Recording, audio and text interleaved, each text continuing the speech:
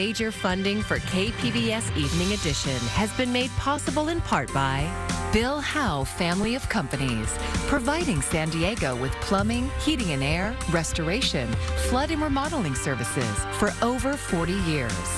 Call 1-800-BILL-HOWE or visit billhowe.com. And by the Conrad Prebys Foundation, Darlene Marco Shiley, and by the following.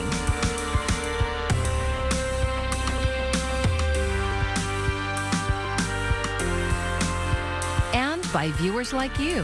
Thank you.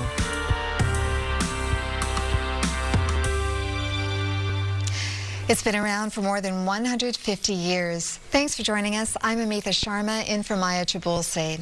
If Balboa Park is to last another 150, a lot of expensive work needs to be done. KPBS reporter John Carroll reveals a new report that says the park needs hundreds of millions of dollars to safeguard its future. Balboa Park. It's known as the crown jewel of San Diego for good reason. But a new report says the jewel is losing its luster. That report from the Burnham Center for Community Advancement has some suggestions for how to preserve it. We help cultivate good ideas, create good ideas, and then organize around those good ideas to bring them to life. The Burnham Center took several decades worth of reports on the park and synthesized them, adding their own ideas on how to make it sustainable for generations to come, ideas that come with a hefty price tag. The center says nearly $500 million is needed. A big component of the report is how Balboa Park should be managed. The systems that drive the park are decades old. And our community is different, the park is different, the needs are different, the infrastructure is aging, and what we built decades ago to serve the community and maintain the park, we've just outgrown it. Walking around Balboa Park, it's understandable to wonder what needs nearly $500 million worth of fixing. Tad Parson says the list is fairly long. The report lists 7 priorities, including a revenue measure for deferred maintenance. There's a lot of that. Commitments to do big-time fundraising, creating a property and business improvement district, and a cabinet-level department within the city to oversee the park. Some long overdue work is underway now. For instance, the Botanical Building, which is getting a complete makeover. But other big challenges remain. New drainage systems are needed. And bathrooms, there need to be more of them, and the existing ones need updating. There is so much to do, and Parson says no time to waste. It's really too important to fail. We've got to come together as a community, find solutions, and make them happen. This report makes the vision clear. A community working to make sure the jewel of San Diego stays at the top of the crown. John Carroll, KPBS News. About 4 in 10 small businesses were victims of cyber attacks last year, causing billions in damage. KPBS' Alexander Nguyen takes a look at the City of San Diego's newly launched Cyber Lab that seeks to help small businesses and public agencies ward off cyber attacks. So we're trying to centralize things here so that they can access some of these tools and get hands-on with them to see if it really does fit the purposes of their own organization. Ian Brazo is showing off some of the tools available at the Cyber Lab. The City of San Diego got nearly $1 million from the Department of Homeland Security to set up this resource for the region to combat cybercrime. If cybercrime was its own economy, world economy, it would be the 3rd largest after the U.S. and China. Darren Bennett is the city's chief information officer. He says it's a huge problem, not only for government agencies, but also for small businesses. That's why the Cyber Lab is here to share resources and spot vulnerabilities. The bad guys are really good at sharing the information. When they find out that there's a vulnerability or an issue, we need to be really good at sharing the threats that we're seeing and what we're doing that's successful in preventing those threats. This is a resource that Corey Flores wished was available last year. Cyber thieves stole nearly $28,000 from his small business through a vulnerability in his billing system. That was literally my first year in business. I mean, I'm lucky that it didn't bury me completely. According to the National Cybersecurity Alliance, 60% of small businesses fold within 6 months of a cyber attack. For Flores, the attack also affected him emotionally. To be honest, it's been a grind to get just back on track. Back at the Cyber Lab, Bennett says this is one of the resources the community says they wanted in a survey conducted by the city. The popularity and the amount of interest we've seen is kind of overwhelming, frankly, and we're really excited and happy about that. Alexander Nguyen, KPBS News. For more information about the resources available at the Regional Cyber Lab, visit the URL on your screen, sandiego.gov/cyber-lab. There are new security questions about one of the world's most popular social media apps. Hear why the FBI is renewing its concerns about TickTock a bit later in this newscast. The mass shooting that targeted an LGBTQ nightclub in Colorado is now officially a hate crimes case. The distinction was applied in court today as the accused shooter made another appearance. Anderson Aldrich is accused of killing 5 people and injuring 17 others. Prosecutors have listed more than 300 criminal counts against Aldrich, who has yet to enter a plea. San Diego's mayor is in the nation's capital this week. Jacob Ayer tells us about Todd Gloria's packed agenda, touching on housing, immigration, and fentanyl. The National Housing Conference brought together housing professionals, policymakers, researchers, and advocates to discuss solutions to the nation's housing policy challenges. Gloria talked about what San Diego is doing to build more affordable housing and deal with the homelessness crisis. My administration over the last 2 years has advanced a series of housing reforms to try and address both of those needs, more housing for low-income people and more housing for middle-income people. And I think when you look at our affordable housing density program, as well as some of the innovations we've advanced in accessory dwelling units, what you can see is the production increases in affordable housing and naturally affordable housing. The housing conference was just part of Gloria's D.C. agenda. He also met with U.S. Homeland Security Secretary Alejandro Mayorkas to discuss the migration challenges at the U.S.-Mexico border, including the lifting of Title 42. With that restriction anticipated to be lifted on December 21st, I want to explain to Secretary Mayorkas the need for greater communication and coordination between Homeland Security and local cities like ours, and also the need for more resources. And he met with the director of the White House Office of National Drug Control Policy, Dr. Rahul Gupta, regarding the fentanyl crisis, which is having a wide-reaching and deadly impact across the city and county. My conversation with our federal partners is going to be very clear. We want to see fentanyl listed as a Schedule I drug, making it the most regulated form of substances that we have. It currently does not enjoy that status. I think that's a problem. Gloria says he's also pushing for further prosecutions against drug dealers who illegally sell fentanyl. As part of the mayor's business in the nation's capital, he also met with Biden-Harris administration officials and congressional leaders. Jacob Ayer, KPBS News. As expected, the city of San Diego is moving forward with its proposed ban on plastic foam foodware. Better known as styrofoam, the products will be phased out at stores, hotels, and restaurants. Some items, like straws, will still be available, but upon request. Today's action by the City Council was a formality. It was the second reading of the ordinance after initial approval last month. Advocates say reducing styrofoam will cut down on the pollution that ends up in local landfills and waterways. Air quality might soon be improving in Barrio Logan. KPBS environment reporter Eric Anderson gives us an update on the noxious smell that's been coming from a neighborhood biofuel plant. The situation outside of the factory is markedly better since a filtration system was activated inside the New Leaf biofuel plant. Oh, today we're very thankful that it's a good day. That way we can come out on the patio, we can do our plants, we can even sit for a little while or take sun. That was not possible for the last year because of a stifling smell from the factory located just across the street. New Leaf Biofuel installed a $250,000 filtration system that's designed to contain a pungent odor coming from its cooking oil processing facility. The company turns that oil into fuel, but the process is smelly, and neighbors have been complaining about it for more than a year. The company has been working with air quality officials to contain the odor, and they think this will work. Our real hope is that this is relief from whatever smell they were getting, and that it enable them to live their lives as normal without any interruption from anything that we do. Neighborhood advocates are cautiously optimistic that the activated carbon filter system will keep the smell from irritating people who live there. We have this odor control system installed, and it's a huge step for the neighborhood. But our work here is not done, right? We need to continue to evaluate. We need to continue to monitor how effective this system is. Air pollution control officials will monitor the situation. They'll gather early next year to see if the problem has been fixed. Eric Anderson, KPBS News.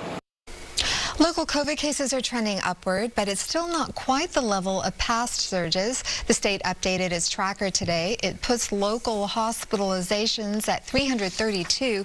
That's 25 more than the last report. It's looking a bit like 2020 in China as harsh COVID restrictions return to everyday life. Selena Wang shows us what daily routines are like in Beijing as more people start to push back on the zero COVID policy. This is the kind of line Beijingers stand in, outside in the cold to get their COVID tests. A 48-hour test is required to get into most places. But there aren't many places to go. Much of Beijing is still closed down. This is one of the most popular tourist places in the city, but the restaurants are largely closed and the malls are pretty empty. So this McDonald's is still open, but for takeaway only. But even to get takeaway, you've got to prove that you're clear of COVID. And here's how I do it. I open up the health app on my smartphone. I scan the QR code.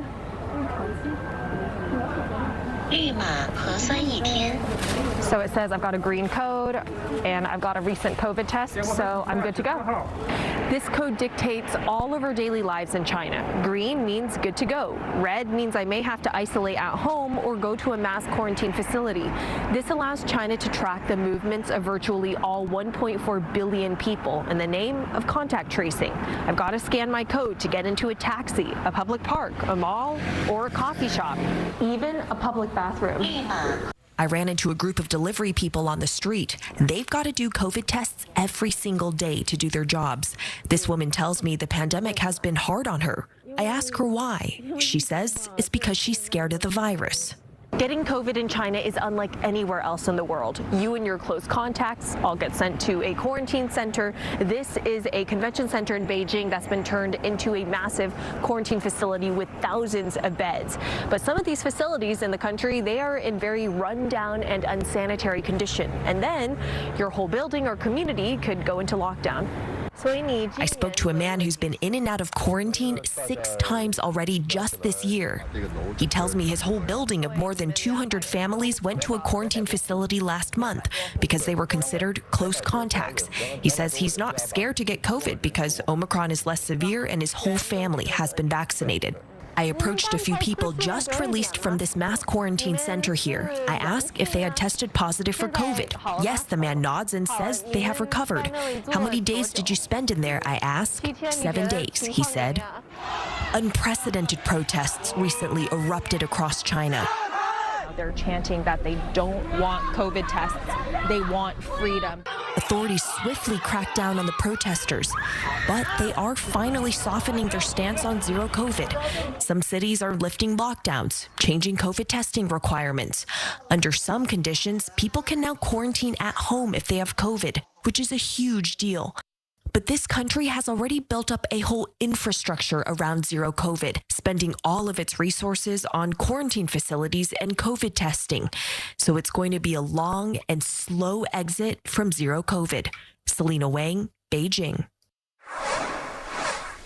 The airline industry is almost back to where it was before the pandemic. The International Air Transport Association expects airlines to earn a profit in 2023, even with questions about a global recession. Net losses this year are expected to be close to $7 billion.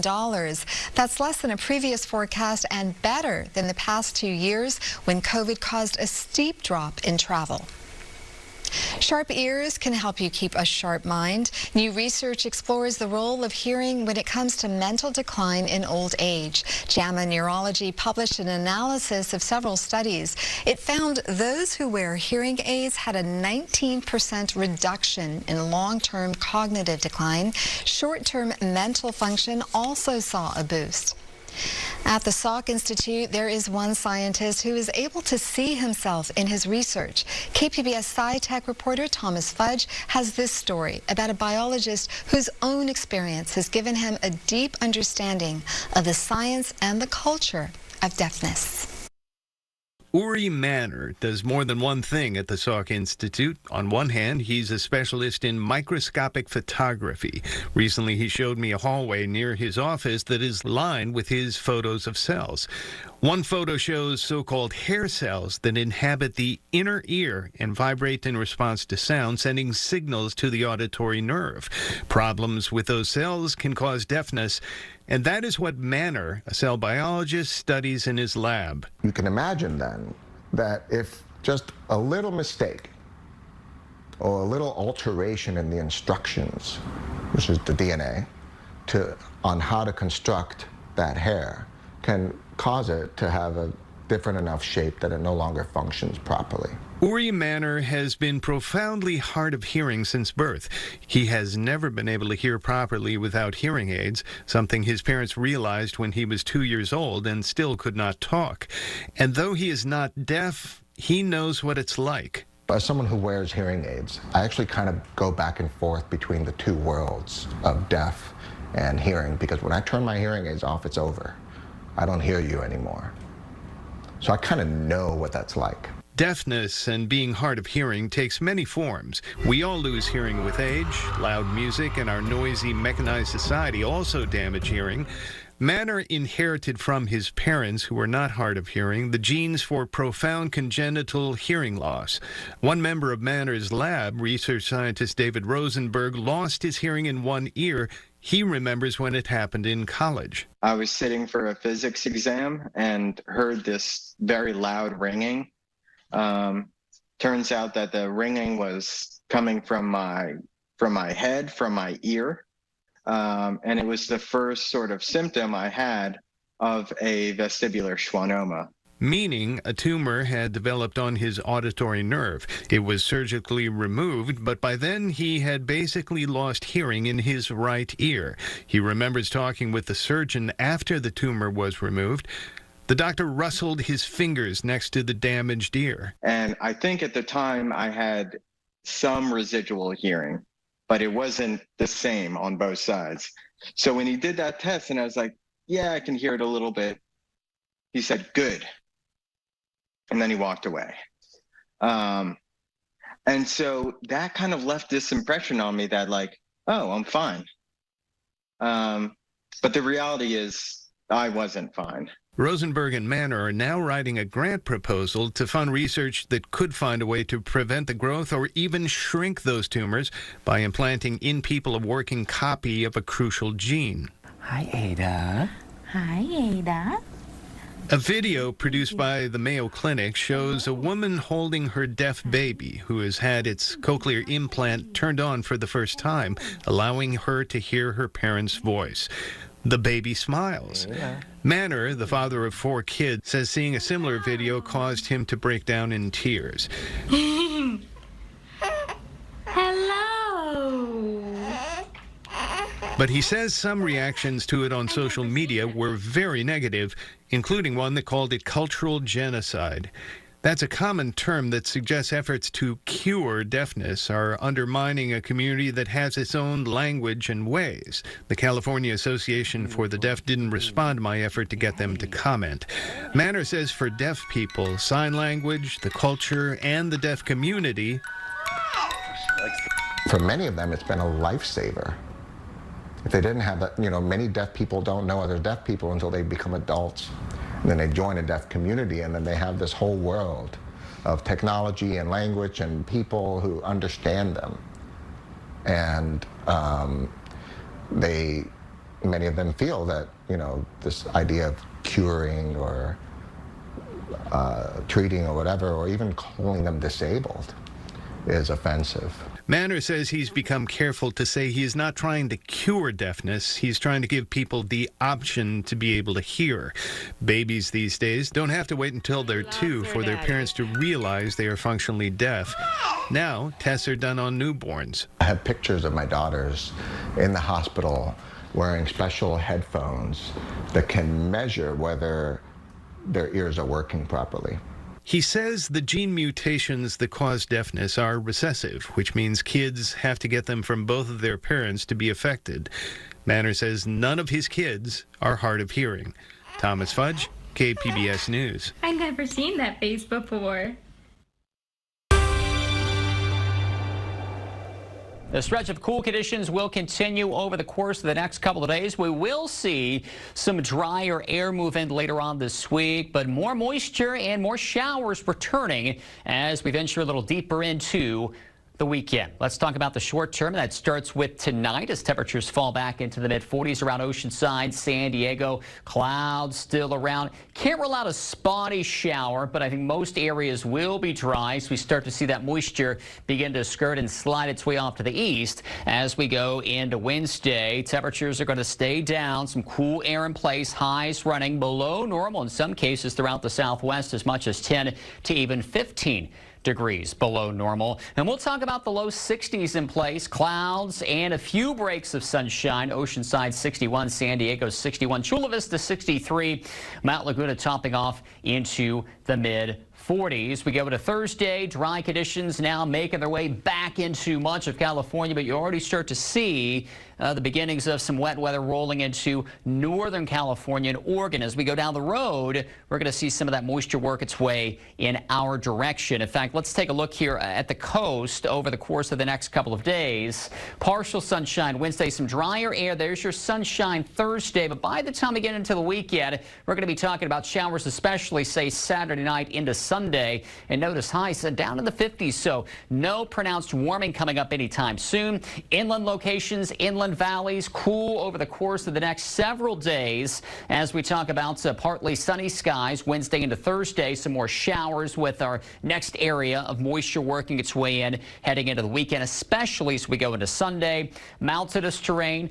Numbers into the 40s the next couple of days. Some sunshine, some gusty breezes this weekend. There comes the rain on Sunday, and some of that could be steady. The same for some of the high deserts as we go in toward the latter half of the weekend. But over the course of the next several days, primarily dry. For KPBS News, I'm meteorologist Justin Pavic. Social media is where a lot of people get their news, but Facebook says that might change. Facebook's parent company is opposing the Journalism Competition and Preservation Act. Other tech companies are also against the proposed legislation. The bill would allow media companies to collectively bargain over advertising revenue. Facebook officials say they would be forced to remove news content if the bill becomes law. TickTock is one of the most popular social networks with younger audiences. That has the FBI worried. Jen Sullivan explains why the agency is calling TickTock a national security risk. Sounding the alarm on TickTock, the FBI's director is joining a growing chorus cautioning the social media platform is a national security threat. The Chinese government has shown a willingness to steal Americans' data on a scale that dwarfs any other. While speaking at the University of Michigan, FBI Director Christopher Wray said the video sharing app, which is owned by Chinese company ByteDance, is collecting data from U.S. users for spying purposes and could gain access to your device through software. He also warns the Chinese government could manipulate content on the app with its recommendation algorithm. All of these things are in the hands of a government that doesn't share our values. Last month, the FCC commissioner also called for a nationwide TikTok ban, and earlier this year urged Apple and Google to remove it from their app stores. And last week, South Dakota's governor banned state employees from using the app on government devices. Experts recommend you think twice before downloading it on your phone. You have a Chinese-owned app that has incredible AI. It's very, very addictive. Political risk consultant Ian Brennan says the U.S. will likely take a more cautious approach and says he doesn't expect the U.S. government to suddenly ban TikTok nationally. The U.S. wants to go after issues that are of direct national security concern to the United States, like advanced semiconductors used by the military-industrial complex in China. For today's Consumer Watch, I'm Jen Sullivan. I'm Judy Woodruff. Tonight on the NewsHour, former President Trump's company is found guilty of tax fraud. Coming up at 7 after Evening Edition on KPBS.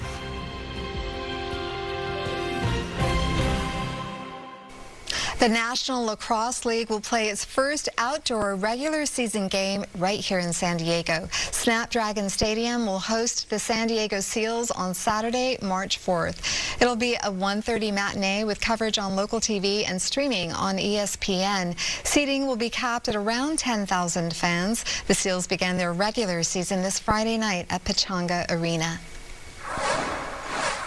Padres pitcher Joe Musgrove recently spent his 30th birthday about as far from San Diego as you can get. He traveled to Antarctica with the Challenged Athletes Foundation for a fundraiser. The San Diego-based group helps those with physical limitations to live active lives. Major League Baseball shared some video of the trip, which includes Musgrove throwing an 86-mile-per-hour fastball on the ice-covered continent. Here's a look at what we're working on for tomorrow in the KPBS newsroom. NPR's Morning Edition will have a story on the grueling training for Navy SEALs and how the program is changing after a recruit died earlier this year. And KPBS Midday Edition will update us on the local COVID situation. You can find tonight's stories on our website, kpbs.org. Thank you for joining us and have a great evening. Major funding for KPBS Evening Edition has been made possible in part by Bill Howe Family of Companies, providing San Diego with plumbing, heating and air, restoration, flood and remodeling services for over 40 years. Call 1-800-BILL-HOWE or visit BillHowe.com. And by the Conrad Prebys Foundation, Darlene Marco Shiley, and by the following.